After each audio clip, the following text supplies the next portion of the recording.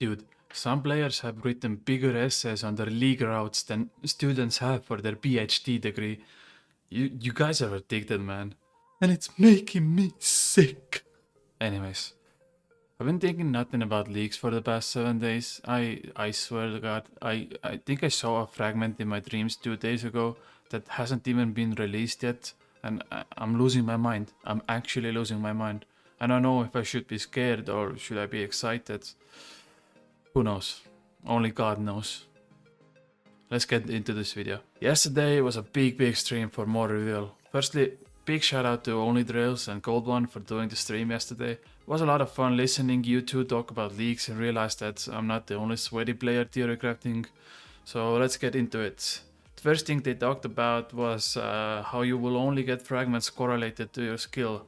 So it used to be that, for instance, you are fishing shrimps in Caterpie and you could get a construction fragment. Now that's not the case, and you will only receive fishing fragments while fishing. Their explanation was that you could do something like fletching, which is a fast skill, and collect all the fragments, while someone who is doing a slow skill like runecrafting is not gonna get all the fragments. Personally, I strongly disagree with this one.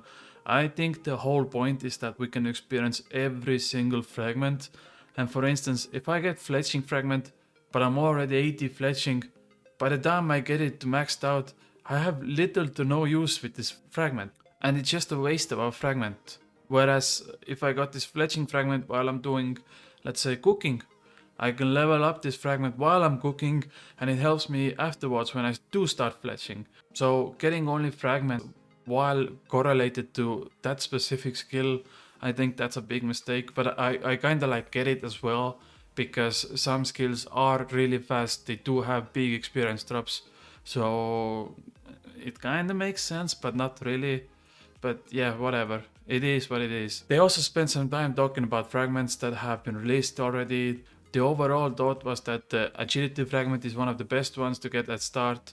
The other one mentioned was the glue scroll fragment, where you should get around 3 glue scrolls with 1 inventory of logs. The other skilling ones were average at best, so I'm not gonna talk about those. Then we got to the combat fragments, and everyone agreed that the troll fragment is gonna be very good late game because of the DPS, and I completely agree with that. And with combat fragments we also got the new set effect that you need 4 fragments for, which is receive an item that allows the player to switch the magic book freely, and it has unlimited use. So first example a gold one came up with was that you can summon a troll, you go to Lunar and you do Vengeance, and then you end up with Ancients and do Blood Barrage, and it just allows you to use all 3 spellbooks at the same time. It will be a physical item in your inventory that you can right click and swap instantly, and it has no delay unlike Magic Cape. Definitely has some uses, but we'll have to see and wait what people come up with. After that, Only Drains and Gold One asked a few questions from Mod Oasis, and I wrote some of the most important ones down. Do we need quest requirements to skip them? As long as you got Sage's Renown to complete quest, you don't need requirements, so a level 3 brief is possible. You don't get any experience for auto-completing quests. Also, you will get the autocomplete cost reduced if you complete pre-requirements for the quest. So let's say you want to autocomplete Morning Ends Part 2, but you have the first part already completed. That means autocompleting the second part is gonna cost you less. Second question, will there be private instances for Temporas and Winter Dots? No, they are grouping activities and will stay that way. Will minigame teleports be part of the league? Yes they are, there is still a cooldown, but you can use it to get around the map quickly at the start.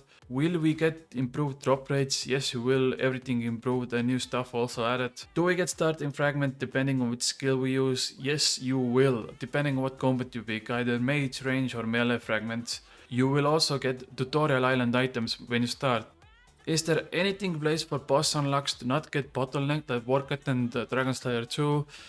You still need to finish the quest or pre-requirements to get to the bosses, even if you unlock them with points. So let's say you wanna get to Warcat, you unlock it with points, you still can't access it unless you finish Dragon Slayer 2. Do you get quest items after you auto-complete quests? Yes you do get some items in your inventory as soon as you auto-complete them with points, and some you don't, you will see that on your interface. So for instance, items like Drayman staff, you will most likely have to go get the logs and fetch the staff yourself, but something for like Ectophile, you will get it when you auto-complete the quest.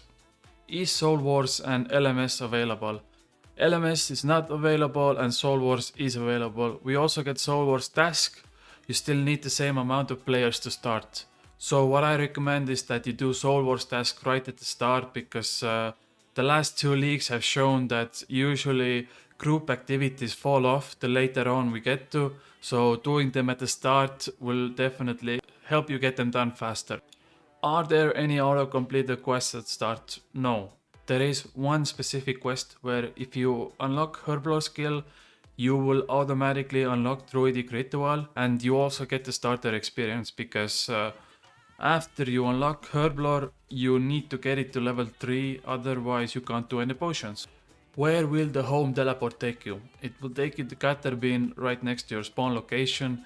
You can use it without magic. Mod Oasis also added that you can't gain experience in locked skills, but you still can do them at level 1, and stat boost also work for a locked skill. So let's say you are, I don't know, level 1 cooking, but you want level 5, you can boost it up, you won't gain any experience, it's still locked, but you can do level 5 cooking.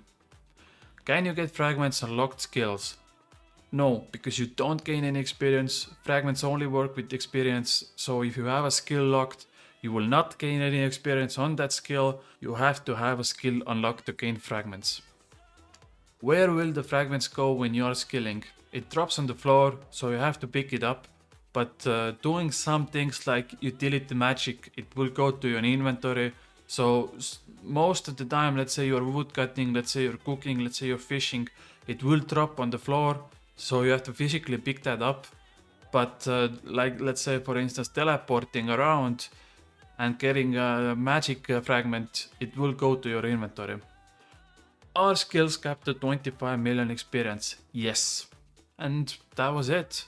Overall, it seems like the hype of the league is getting bigger and bigger with every day. We are getting closer to the 19th of January, and I think everyone is excited to already try it out. Subscribe, let me know your thoughts about fragments being only available to specific skills, and I'll see you guys in a few days. Bye!